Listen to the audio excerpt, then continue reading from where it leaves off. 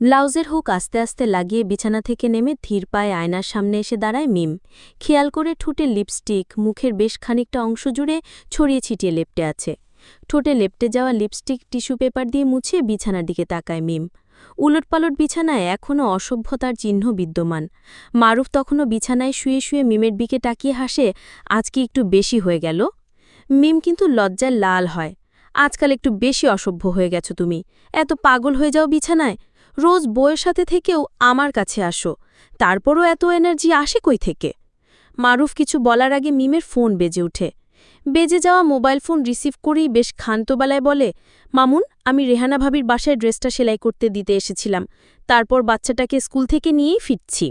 Phone রাখতেই মারুফ হেসে ওঠে, কি সুন্দর মিথ্যা বলতে পারো তুমি। তোমার জন্যই তো বলতে হয়।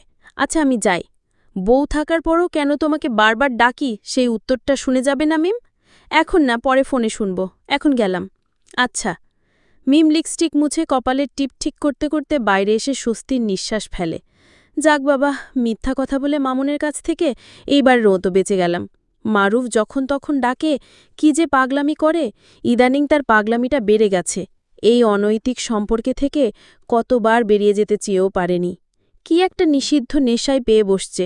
হাজারবার যাব না বলে সিদ্ধান্ত নেয়ার পর মারুফের ফাইনাল কল সে আর আগ্রাহ্য করতে পারে না। নিজের সমস্ত অস্তিত্ব তাকে বিলিয়ে দিলেই মনে হয় সুখ। আদৌ কি সেটা সুখ, মিমতা জানে না। স্বামী হিসাবে মামুন যতই তাকে অসম্মান করুক, যতটা তাকে একাকিত্বে রাখুক, তবু মামুনকে ঠচানো কি তার উচিত হচ্ছে? তাও সে জানে না। সাময়িক সুখের পরশের জন্য তার সামনের ভবিষ্যৎ আস্তে আস্তে ক্রমশ ধূসরবর্ণ হচ্ছে, হবে, এটা নিয়ে সে আর সন্দিহান না। আজ হোক কাল হোক মামুন তা জানবে। তখন হয়তো জীবনের শেষ ঝড় আসবে। তা থেকে নিজের ঘর বাঁচানো কি কঠিন হবে? কিছুই আর ভাবতে পারে না। মারুফের ভাড়া করা ফ্ল্যাট থেকে নেমে বড় রাস্তায় এসে দাঁড়ায়। ঝুমঝুম বৃষ্টি নামে। এক জীবনে মামুনের সমস্ত অবহেলার জবাব দিতে গিয়ে সে জড়িয়ে পড়েছিল তার ছেলের স্কুলের অন্য এক বাচ্চার বাবার সাথে। লোকটার নাম মারুফ। তাদের সম্পর্কের বয়স ৩ বছর। তারা দুজনেই নিজেদের সংসারে একাকিত্ব ফিল করত। অনেক না পাওয়া তাদের ছিল। সেই থেকে দুজন বন্ধু, তারপর গল্পে গল্পে কাছে আসা। কিন্তু এই সম্পর্কের ভবিষ্যৎ পরিণাম ভেবে মিম বেশ অশান্ত হয়, বারবার চিন্তিত হয়। তবে কিসের নেশায় যেন বেরিয়ে আসতে চাইলেও পারছে না। রিকশা ডাকে, যতক্ষণে বৃষ্টিতে ভিজে যায়। মনে হয় এ এক অন্যরকম প্রশান্তি। রিকশায় উঠতে যাবে তখনই একটা প্রাইভেট কার থামে তার সামনে। গাড়ির গ্লাস খুলে মামুন বললে, গাড়িতে উঠো। ভয়ে লজ্জায় কেমন যেন কুঁকড়ে যায় মিম। তবুও দরজা খুলে মামুনের পাশে বসে। আমি রেহানা ভাবির বাসা থেকে ফেরার পথে সিএনজি নষ্ট হয়ে গিয়েছিল, তাই রিকশা খুঁজছিলাম। আমি তোমাকে কোনো প্রশ্ন করিনি মিম। তাছাড়া এই জায়গা কিংবা আশেপাশে রেহানা ভাবির বাসা না। স্কুল আজ জলদি ছুটি হয়ে গিয়েছিল। তোমাকে স্কুল থেকে ফোন দিয়েছিল, কিন্তু তোমার ফোন অফ থাকায় স্কুল থেকে আমাকে ফোন দিয়েছিল। মিম কি বলবে বুঝতে পারছে না। মারুফের সাথে চূড়ান্ত মুহূর্তে ফোন আসতে দেখে মারুফ অফ করে দিয়েছিল। পরে অন করেছিল, কিন্তু আর নোটিফিকেশন দেখা হয়নি। না মানে, মিম স্কুল থেকে ফোন দেওয়ার ৫ মিনিট পরে রেহানা ভাবি আমাকে ফোন দিয়েছিলেন তোমাকে না পেয়ে। বাচ্চাটা অনেকক্ষণ ওনার কাছে ছিল। আমি ছেলেকে স্কুল থেকে নিয়ে কবেই বাসায় ফিরেছি। দেখলাম তুমি বাসায় নেই। আমি জানি তুমি কই থাকবে, তাই এখানে আসা। কাছাকাছি এসেই তোমাকে ফোন দিয়েছিলাম, তুমি বললে রেহানা ভাবির বাসায়। অথচ তুমি এখানে অন্য আরেকজনের ফ্ল্যাটে। মারুফ সাহেব যে ফ্ল্যাট ভাড়া করেছেন সেটা আমার বন্ধু রাকিবের, তাই এখান থেকে তথ্য পাওয়াটা আমার জন্য কষ্টসাধ্য না। মিম কেবল শুনে যাচ্ছে।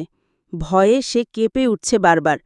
যা আশঙ্কা করেছিল তাই হতে যাচ্ছে। মামুন বলেই যাচ্ছে, গত ৬ মাস থেকে আমি তোমাকে প্রতি মুহূর্ত ফলো করে যাচ্ছি। হুট করে তো সিদ্ধান্তে যেতে পারি না।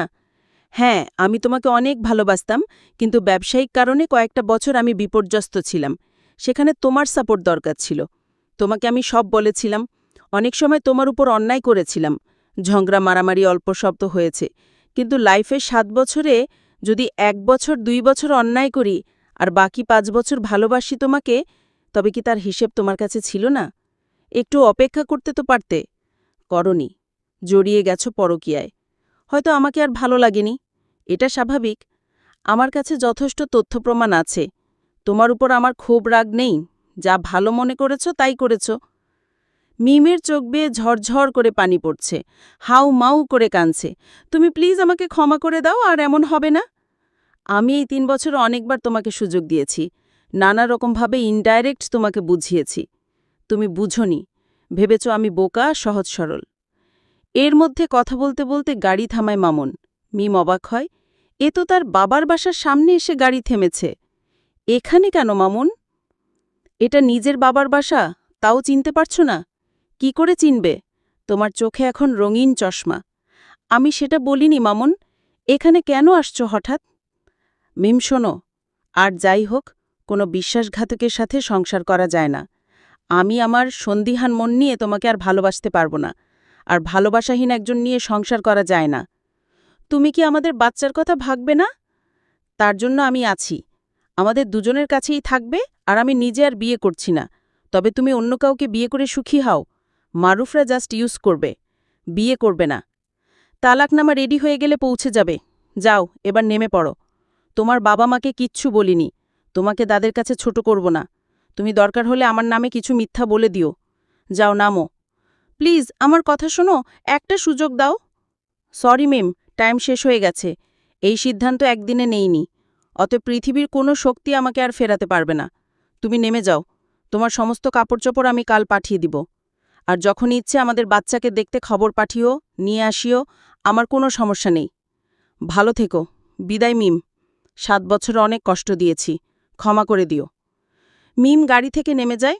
ততক্ষণে মামুন গাড়ি নিয়ে হাওয়া হয়ে যায়। বাসার দরজায় কলিং বেল দিয়ে নিচে বসে পড়ে। আজ তার সব শেষ হয়ে গেল। মানুষটাকে বুঝতে পারল না, এত বড় অন্যায় সে করে ফেলল। দরজা খুলে মায়ের ডাকে সম্বিত ফিরে পায় মিম। কি হয়েছে, তুই কাঁদছিস কেন? মা, আমার সব শেষ হয়ে গেছে, আমি নিজের হাতে সব শেষ করে ফেললাম, আমি আর বাঁচতে চাই না, বলেই মায়ের বুকে ঝাঁপিয়ে পড়ে অজ্ঞান হয়ে যায় মিম। মায়ের চিৎকারে এগিয়ে আসে বাবাসহ অনেকে। মিমকে ধরাধরি করে ভেতরে নিয়ে যাওয়া হয়।